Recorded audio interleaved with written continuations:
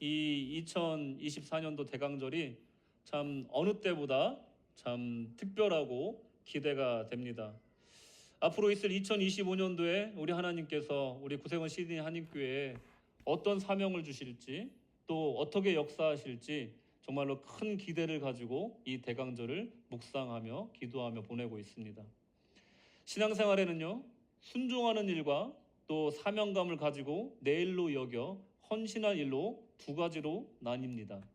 순종과 사명, 헌신. 순종하는 사람은 하나님의 명령에 따라 지시받은 것을 충실히 해내는 것이고, 또 사명감을 가진 사람은 하나님의 뜻에 따라 능동적으로 헌신하는 것이 이 신앙의 두 가지 축이라고 할 수가 있습니다.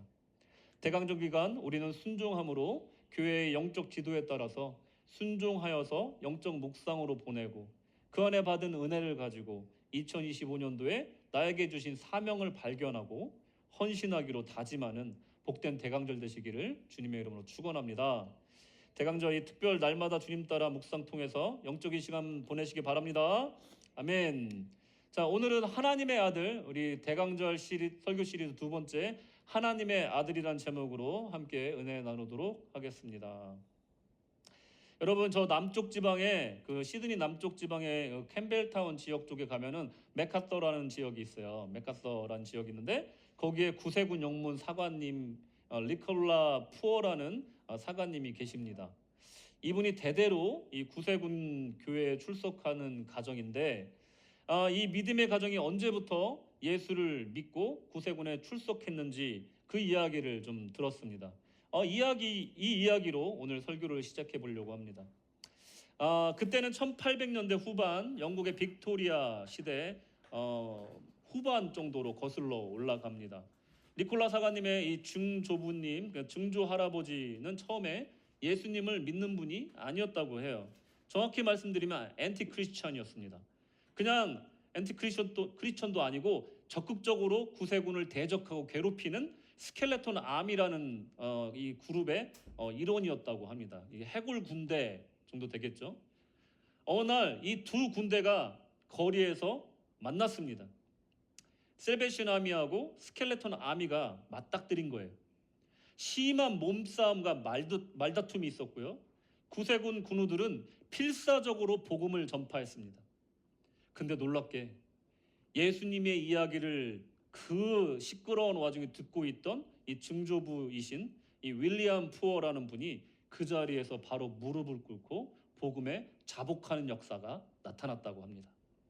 이 순간 한 사람의 윌리엄 푸어라는 사람이 예수님을 믿게 되는 이 순간에 그 한 믿음의 가정이 믿기 시작하는 믿음의 유산이 시작하는 그 한 지점이었더라고 이 니콜라 사관님은 간증을 하셨습니다. 니콜라 사관님은 이 시점에 정말 인생을 변화시킨 아주 중요한 시점이라고, 자기의 인생을 변화시킨 아주 중요한 시점이라고 얘기를 합니다. 어떻게 한 사람의 회심이 대대손손 믿음의 가정으로 이어질 수 있었던 것일까? 어떻게 그 오래전 그 시점에 현재를 살고 있는 니콜라 사관님의 인생을 변화시켰다라고 고백할 수 있었을까? 이것은 참 믿음의 신비가 아닌가 생각을 해봅니다. 하나님은 우리가 알고 있는 영역과 시대와 모든 환경을 훨씬 초월해서 역사하신다는 것을 알 수가 있습니다. 심지어 내가 태어나기 전 나의 인생이 지극히 정말로 의미가 없었던 그 시절부터 큰 영향과 또 큰 변화로서 내 인생을 역사하고 계셨다라는 것을 이 니콜라 사관님의 이야기를 통해서 알 수가 있는 것이죠. 니콜라 사관님이 태어나기도 전에 하나님은 니콜라 사관님의 인생을 신실하게 역사하고 있었던 겁니다. 자, 생각해 봅시다. 내가 예수를 인격적으로 만난 게 언제인가? 이걸 먼저 생각해 봐야 돼요. 나는 언제 예수님을 만났을까? 인격적으로. 또 내가 믿기 전에 하나님이 나를 인도하시고 계셨던 경험이 있었나? 한번 생각해 보시기 바랍니다. 내가 예수님을 믿었다고 하는 그 시점 아주 이전부터 우리 하나님께서 역사했다는 증거가 뭐가 있을까? 혹시라도 내가 느끼는 그 미세한 어떤 하나님의 은혜가 있었는가? 이 주제가 오늘 설교에 굉장히 중요한 주제가 될 겁니다. 한번 생각하시면서 설교를 따라오시기 바랍니다. 내가 예수님을 인격적으로 믿기로 한 시기보다 아주 더 이전에, 태어나기도 훨씬 전에 하나님은 우리가 태중에 조성되기도 전에 이미 우리를 위해 신실하게 역사하고 계셨다는 것입니다. 내가 알지도 못하는 아주 오래전부터 나의 구원 계획은 착착착착 진행되고 있었다라는 것입니다. 오늘 이 거룩한 주일, 대강절 둘째 주에 우리는 그 이야기를 할 겁니다. 그 전능하시고 신비로우시고 광대하신 하나님의 역사가 나타난 사건을 살펴보도록 하겠습니다. 첫째로 초월적 역사.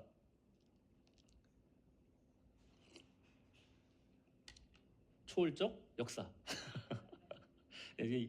경력자가 바뀌어서 좀 휴가를 가서. 첫 번째로 초월적 역사입니다. 부제로 아들을 보내심. 오늘 읽은 이 본문 말씀을 여러분 다시 한번 생각해 보십시오. 우리가 이미 알고 있는 내용이잖아요. 근데 이 내용에는요, 더 많은 통찰이, 더 많은 영적 통찰이 담겨 있다는 거예요. 하나님은 우리의 지각을 초월하는 영역에서 일하신다는 것을 우리가 알 수 있어요. 결론부터 말씀을 드릴게요. 요셉과 마리아에게 일어난 모든 일은요, 절대로 즉흥적으로 일어난 게 아닙니다. 그리고 어쩌다 일어난 게 아니에요. 감정적으로 일어난 사건이 아니라는 겁니다. 아주 오래전부터 하나님은 철저히 계획하시고 강한 의지를 통해 일하고 계시는 중에 이 일이 일어났다는 것입니다. 여러분, 우리 구세군은 웨슬리안 신학을 따라갑니다. 감리교의 전통을 따라가요. 그래서 존 웨슬리라는 이 감리교의 감리교의 창시자인 존 웨슬리는 뭐라고 얘기했냐면 아주 중요한 교리를 얘기하고 있어요. 그것은 바로 선행적 은혜라는 것입니다. 선행적 은혜. Prevenient Grace라는 거예요. 따라오십시오. PPT. 선행적 은혜라는 것이 있다는 거예요. 이게 뭐냐? 우리가 믿기 이전에 이미 하나님께서 우리를 믿게 하기 위한 계획이 있었고 은혜가 있었다라는 것입니다. 우리가 구원받기 전에 하나님의 행하신 선행은, 즉 먼저 행하신 은혜, 이것이 있었다는 거예요. 다른 기독교 전통에서는 이것을 일반 은총이다라고 얘기를 합니다. 여러분이 태어나기 전에, 여러분들이 삶을 사는 동안에 하나님께서 어떻게 여러분의 신실하게 역사하셨는지 아까 제가 말씀드렸지만 생각해 보시기 바랍니다. 자, 좀 졸리신 것 같으니까 제가 제 얘기를 드릴게요. 자, 제가 이름이 뭡니까? 자, 제 이름이 뭡니까? 크게 얘기하셔도 돼요. 제 이름이 뭡니까? 장강태 아니고 장광태, 그죠? 제 이름을 꼭 강태라고 하시는 분들이 있는데 좀 신경 써서 발음해 주세요. 광태입니다. 광태. 전 장광태예요. 제 이름의 뜻에 대해서 저는 예수 믿기 전에 좀 부끄러웠어요. 왜냐하면 광태란 이름이 좀 촌스럽잖아요. 좀 발음도 좀 그래요, 그죠? 또 이게 뭐 좀 예쁜 이름이라고 할 수 없는 이름인 것 같아요. 그래서 예수 믿기 전에는 뭐 이름을 이렇게 줬나 했어요. 근데 제가 고등학교 때 예수를 이제 믿으면서 성경 공부도 하면서 제가 스스로 하면서 헬라어 공부도 제가 스스로 이렇게 좀 조금씩 하면서 이제 한문에도 좀 관심이 생겨서 한문 공부를 좀 했어요. 그래서 제 이름 풀이를 좀 해봤습니다. 뭐 성명학이 아니고 그냥 이 글자 그대로. 자, 보여주세요. 제 이름. 뭐 성부터가 벌써 은혜롭지 않습니까? 베풀장자에, 그리고 빛광자에, 또 이 태자라는 이 태자가요, 바꿀 태자가 이름에 잘 안 쓰는 태자예요. 좀 오해하지 말고 들으십시오. 이 변태할 때 쓰는 그 태자거든요. 근데 이게 그런 변태 말고 이 곤충이 번데기에서 성충이 될 때 변태한다 그래요. 자꾸 저한테 그렇게 놀리시면 안 됩니다. 이제 그 뜻이 아니에요. 저 이것 때문에 많이 놀림 당했어요. 바꿀 탈자라는 것이요, 이름에 잘 안 써요. 그래서 더 저는 싫었어요. 근데 봤더니 한번 풀이해 보세요. 무슨 뜻입니까? 빛 대신 예수님이잖아요. 빛 대신 예수님으로 사람들을 빛으로 바꾸는 것을 어떻게 한다? 베푼다, 이런 뜻이 있는 거예요. 그래서 저는 목사님들 모임 가면 항상 제 이름 풀이를 하면서 저를 소개를 하거든요.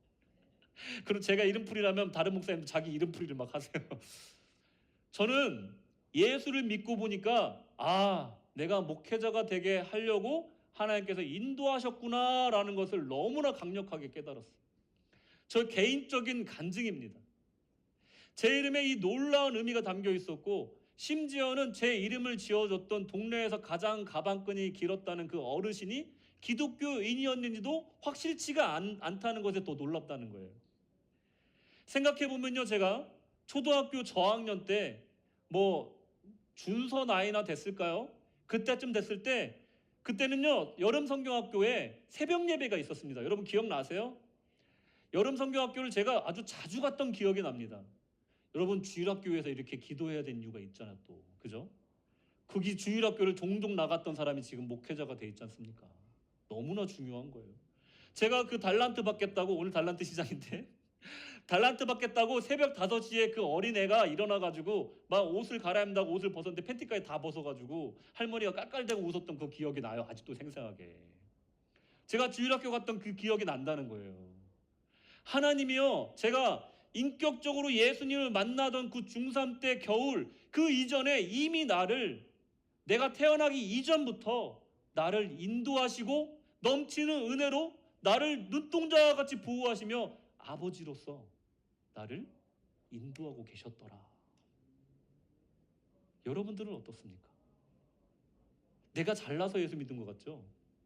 내가 막 내 발로 교회 찾아와서 예수 믿은 것 같죠? 아니더라는 거예요. 선행적 은혜가 있었던 겁니다. 우리가 믿기 이전에 이미 하나님은 우리를 사랑하시고, 하나님은 우리를 구원하시기로 작정하시고 우리를 인도하고 계셨다라는 것입니다. 오늘 본문은 이 오랫동안 계획하고 준비하시고 일하시고 역사하시던 그 계획 중에서도 가장 중요한 계획을 시작하는 모습을 보여줍니다. 26절, 27절. 여섯째 달에 천사 가브리엘이 하나님의 보내심을 받아 갈릴리 나사렛이란 동네에 가서, 다음, 다윗의 자손 요셉이라 하는 사람과 약혼한 처녀에게 이르니 그 처녀의 이름을 마리아라. 할렐루야. 우리가 이 두 구절을요 그냥 지나가면서 읽을 수 있어요. 하지만 여러분, 이 두 구절은요 이 지점으로부터 온 인류가 구원받기 시작했고 구속의 역사 속으로 들어가기 시작한 아주 중요한 구절이라는 거예요. 하나님이 천사를 보내시어서 자, 시작해라 하신 거예요. 그 윌리엄 푸어라는 그 스켈레톤 아미에서 예수님을 대적하던 그 소년이 자신이 예수를 믿게 될 줄은 전혀 몰랐던 것처럼 이 지점을 통해서 인류가 구원받는 역사가 시작되고 있었던 겁니다. 여러분, 우주에 쏘아 올리는 로켓의 부품의 개수가 몇 개인 줄 아십니까? 그 로켓의 부품이 몇 개인 줄 아세요? 무려 15만 개의 부품이 필요하다고 합니다. 이 15만 개의 부품이 한 개라도 잘못되면 그 고압과 고온을 통해서 이 로켓가 공중분해 돼버린다는 거예요. 전문가가 아닌 사람들이 이 우주선이 떠서 하늘로 올라가서 성공했다고 그러면 와 하고 경이로운 일이다, 멋진 일이다 하고 끝날 일이지만, 그것을 계획하고 만들고 그 부품을 설계하고 조립하는 과정에 참여했던 과학자나 수학자들은, 그 한치의 오차도 없는 고차원적인 수학을 해냈던 그 사람들은 그 성공을 바라보면서 단지 운이 좋은 것이 아니라 기쁨과 그 쾌감은 일반인이 느낄 수 없는 엄청난 쾌감이었을 거라는 거예요. 그 15만 개의 부품이 제대로 작동하였구나, 내가 계산한 그 고차원적인 수학 방정식이 맞아 들어갔구나 하는 그 쾌감을 느끼고 있었던 것입니다. 마찬가지로 여러분, 오늘 이 본문의 사건을 하나님이 시작하시면서 우리가 느낄 수 없는, 오랫동안 준비하셨고 오랫동안 역사하셨던 하나님의 마음을 한번 느껴보십시오. 지금이다. 내 사랑하는 인간들을 이제야 그 죄악에서 건지기 시작한다, 계시하는 거예요.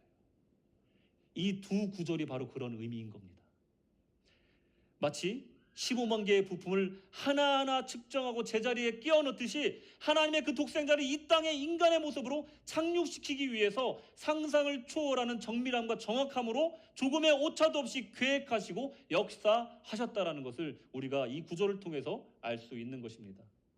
마태복음 1장에 등장하는 여러분 족보 기억나십니까? 누가 누굴 낳고 누가 누굴 낳고 누가 누굴 낳고, 혹시 이 마태복음 1장 끝까지 읽어보신 분 있으세요? 읽으면서도 그런 생각 드지 않으세요? 누가 누굴 낳고 누가 누굴 낳고 내가 왜 읽어야 되지?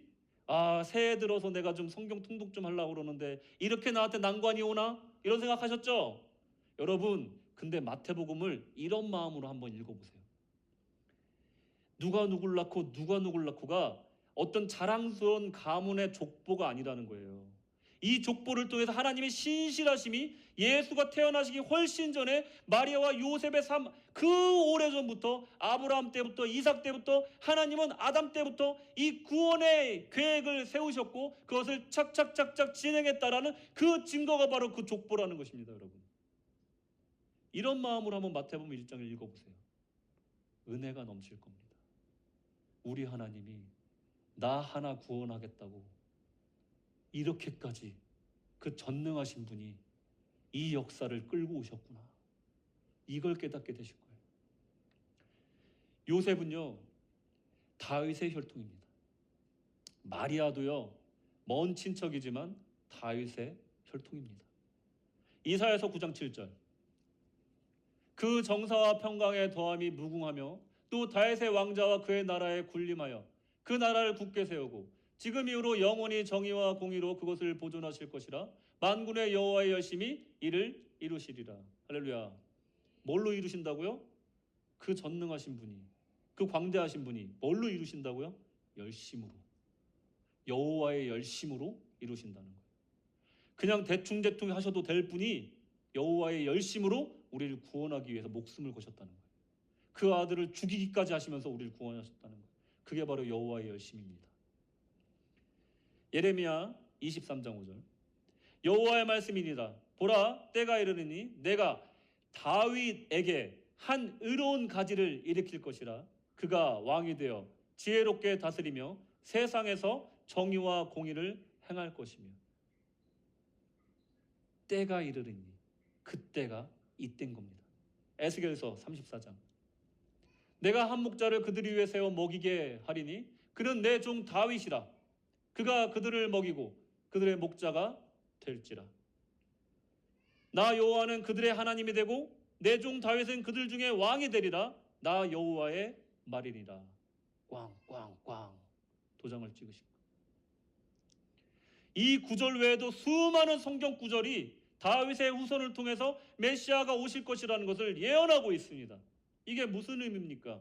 이것은 어떤 가문에 대한 어떤 칭송이 아니고요, 이것은 불확실한 미래에 대한 어떤 신념도 아니고요, 어떤 무당에게 물어본 어떤 미래에 대한 이야기도 아니고요, 어떤 신에게 물어본 신탁도 아니에요. 아무도 알 수 없는 음모론도 아니라는 겁니다.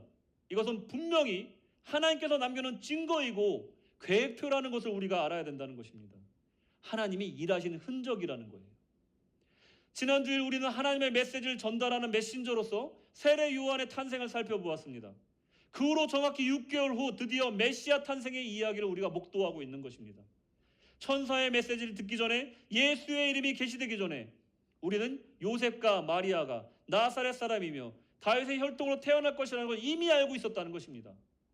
하나님의 계획표는 이렇게 정확하게 이루어지고 있는 것입니다. 베들레헴이라는 장소도 이미 계획됐습니다. 미가서 5장 2절, 베들레헴 에브라다야, 너는 유다 족속 중에 작을지라도 이스라엘을 다스리는 자가 내게로 나올 것이라. 그의 근본은 상고의 영혼에 있느니라. 마태복음 2장 6절, 또 유대 땅 베들레헴아, 너는 유대 고을 중에서 가장 작지 아니하도다. 내게서 한 다스리는 자가 나와서 내 백성 이스라엘의 목자가 되리라 하였음이니이다. 할렐루야. 또한 나사렛에서 태어날 것도 세밀하게 계획표에 포함됐다는 거예요. 이사야서 11장 1절, 이새의 줄기에서 한 싹이 나며 그 뿌리에서 한 가지가 나서 결실할 것이요. 아멘. 여러분, 나사렛은요 평판이 좋지 않은 곳입니다. 잘 알려진 곳도 아니에요. 열악한 외곽 도시입니다. 그래서 어떤 사람들이 만약에 나사렛 출신입니다 하고 소개를 하면 사람들이 나사렛 출신이야 하고 이렇게 비아냥거릴 수 있는 그런 동네라는 거예요. 아주 열악한 동네라는 거예요. 나사렛 사람들은 멸시당하고 버림받았습니다. 학자들은 이것에 메시아가 멸시받고 배척당하는 것이라고 고대의 이 구약에서 예언하는 것을 일치한다는 것을 이것을 통해서 우리가 알 수 있다는 거예요. 호쿠마주 속에서는요, 그 뿌리에서 한 가지가 나서 결실할 것이요 라는 구절을 통해서 뭐라고 얘기하냐면 땅에 묻힌 뿌리에서 연한 가지가 도단함 같이 메시아는 무너진 다윗 가문에서 미천하고 보잘것없는 인간으로 오실 것이다 라고 설명하고 있어요. 여기서 연한 가지라는 단어에 우리가 집중해야 되는데 저 가지란 단어가 뭐냐? 네체르란 단어예요. 이것이 나중에 어떤 단어로 변하냐면 나사렛으로 변한다는 거예요. 이 가지란 단어가요, 사실은 나중에 나사렛이 된다는 거예요. 하나님은요, 이렇게 한치의 오차도 없이 예언을 하시는 분이라는 겁니다. 마태복음 2장 23절 나사렛이란 동네에 가서 사니 이는 선지자도 하신 말씀에 나사렛 사람이라 칭하리라 하심을 이루려 함이로라. 나사렛 예수라는 예수님의 별명이 있어요. 이것은 사람들이 비천한 사람이라고 비아냥거리는 의미에서 만든 별명입니다. 나중에는 가장 고귀한 분, 겸손한 모습을 나타내는 상징이 되었지만 가장 비천하고 약한 사람 사이에 오신 구세주를 나타내는 거룩한 상징이 되었지만 이것은 처음에는 비아냥거리는 별명이었다는 것입니다. 예수는 어느 날 아주 옛날에 우연히 가장 비천한 곳에 던져진 것이 아니라는 거예요. 어느 유서 깊은 가문에 다윗의 가문에 그저 던져진 것이 아니라는 겁니다. 하나님의 신실하심이 역사하여서 이 순간 준비하고 있다는 것입니다. 여기에는 놀라운 대칭과 예언의 성취와 의미 있고 하나님의 사랑을 가장 잘 나타내는 세부 사항을 고려한 철두철미한 계획과 그 계획의 실행이 담겨 있다는 것을 우리가 알아야 된다는 것입니다. 이로써 우리가 알 수 있는 것은 우리에 대한 하나님의 신실하심은 우리의 생각보다 훨씬 더 앞선다는 겁니다. 우리를 초월한다는 거예요. 우리가 다 안다 하지만 사실은 하나님의 그 은혜를 알기에는 우리는 턱없이 부족한 존재라는 겁니다. 하나님의 사려 깊은 생각과 사랑을 초월하신 그 사랑의 깊이를 여러분 묵상하시는 대강절 되시기 바랍니다. 두 번째로 영원한 신실하심. 말씀드렸듯이 하나님의 신실하심은 우리의 생애보다 오래 지속됩니다. 왜냐하면 하나님의 신실하심은 영원하기 때문에 그렇습니다. 시편 100편 5절 말씀 여호와는 선하시니 그 인자하심이 영원하고 그의 성실하심이 대대에 이르리로다. 할렐루야. 천사 가브리엘이 이 10대 소녀 마리아에게 무엇을 말하기 위해서 보내졌는가 한번 살펴보도록 하겠습니다. 누가복음 1장 28절 그에게 들어가 이르되 은혜를 받은 자여 평안할지어다 주께서 너와 함께 하시도다 하니. 누가복음 1장 30절에서 33절 천사가 이르되 마리아여 무서워하지 말라 내가 하나님께 은혜를 입었느니라. 보라 내가 잉태하여 아들을 낳으리니 그 이름을 예수라 하라. 그가 큰 자가 되고 지극히 높으신 이의 아들이라 일컬어질 것이요 주 하나님께서 그 조상 다윗의 왕위를 그에게 주리니 영원히 야곱의 집을 왕으로 다스릴 것이며 그 나라가 무궁하리라. 아멘. 이제 다 얘기하신 거예요. 그 오랫동안 감추어뒀던 하나님의 계획을 밝히 보여주신 겁니다. 대강절은 매년 돌아옵니다.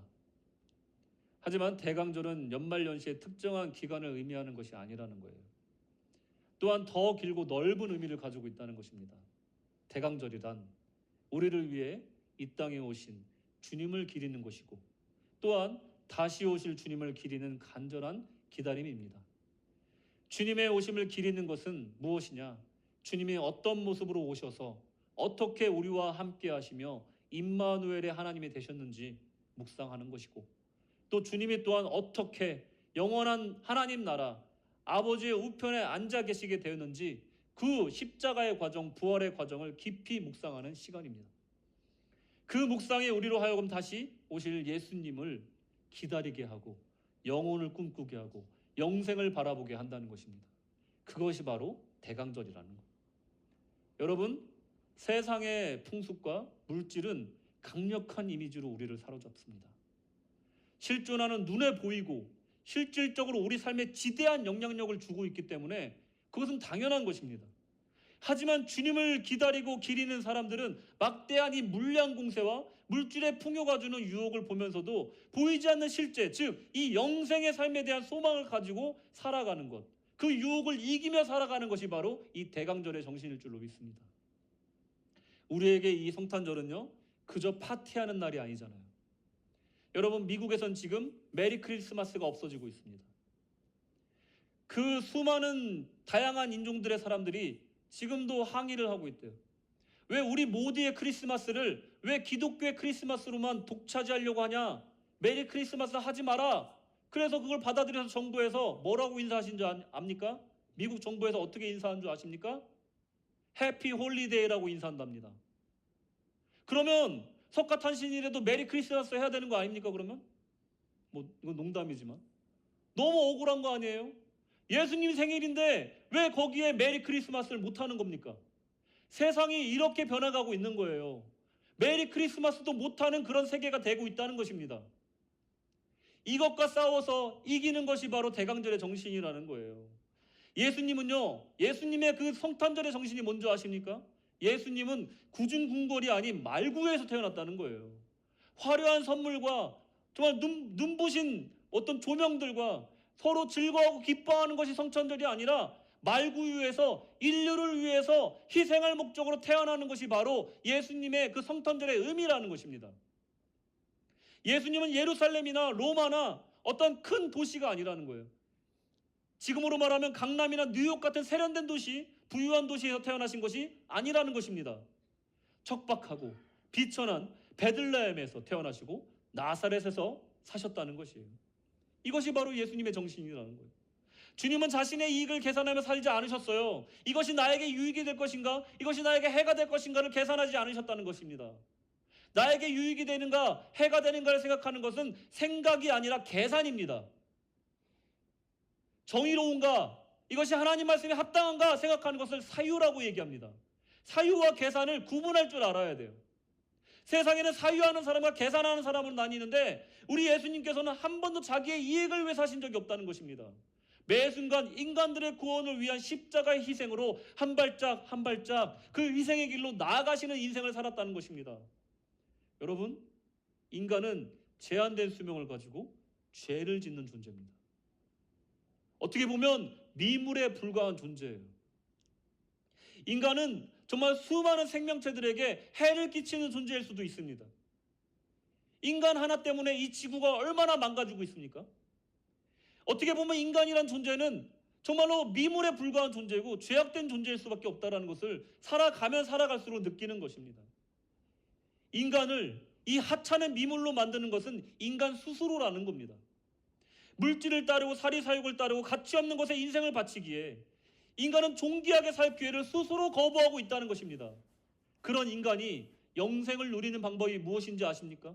존귀한 존재가 되는 방법이 무엇인지 아십니까? 그것은 바로 예수님의 삶을 따라가는 것인 줄로 믿으시기 바랍니다. 예수의 삶을 따라갈 때 그 미물이고 죄악된 그 존재가 존귀한 존재로 영생을 누리는 존재가 되는 줄로 믿으시기 바랍니다. 그 길은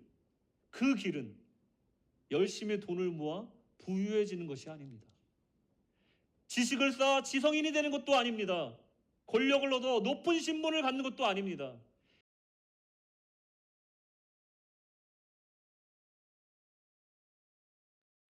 이 모든 것은 이 땅에서 유용한 것이지만 영생의 삶과는 전혀 관계없는 가치입니다. 가장 낮은 곳에서 가장 비천한 사람들과 함께 그들을 사랑하고 그들을 위해 희생하며 살아가는 그 사람은 주님처럼 영생을 누리게 된다는 것을 보여준 것이 주님의 삶인 것입니다. 주를 믿고 주의 길을 따르라. 지금도 우리 주님은 말씀하십니다. 우리 주님의 그 신실하심은 영원히 우리를 보살피시고 우리를 영생의 길로 인도하십니다. 우리도 주님처럼 이 대강절에 그 신실하심, 그 흔들림 없는 신실하심, 영원한 신실하심, 영원으로 인도하시는 신실하심, 우리를 결코 포기하시지 않으시는 신실하심을 따라 살아가기로 결단해야 될 줄로 믿습니다. 세 번째로, 믿음으로 자녀됨. 우리는 하나님의 자녀입니다. 믿으십니까? 이것은 혈통에 관한 것이 아닙니다. C.S. 로이스는 이렇게 말했습니다. 하나님의 아들이 사람이 된 것은 사람으로 하여금 하나님의 아들이 되게 하려 하심이라.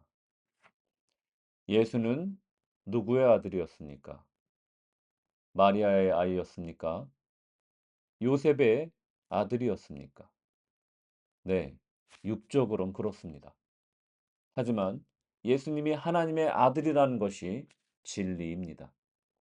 그렇다면 나는 누구의 자녀입니까? 맞습니다. 우리 부모의 자녀입니다. 하지만 예수를 믿고 구원받은 우리는 하나님의 자녀임을 믿으시기 바랍니다. 여러분, 여러분의 가족 역사가 어떻든, 성이 무엇이든, 여러분의 가족사 가운데 어떤 일이 있었든, 그것이 불행한 일이든 아니면 축복된 일이든, 이제 예수를 믿고 구원받은 우리는 하나님의 가족인 줄로 믿으시기 바랍니다. 요한복음 1장 12절에서 13절 말씀, 영접하는 자 곧 그 이름을 믿는 자에게는 하나님의 자녀가 되는 권세를 주셨으니 이는 혈통으로나 육정으로나 사람의 뜻으로 나지 아니하고 오직 하나님께로부터 난 자들이니라. 아멘. 우리가 이 땅에 살아가는 동안 어떤 신분과 환경과 조건을 가지고 있든지 어떤 가풍이나 가족의 유산을 가지고 있든 우리 하나님과의 관계는 우리는 하나님의 아들과 딸이라는 것이 분명하다는 것입니다.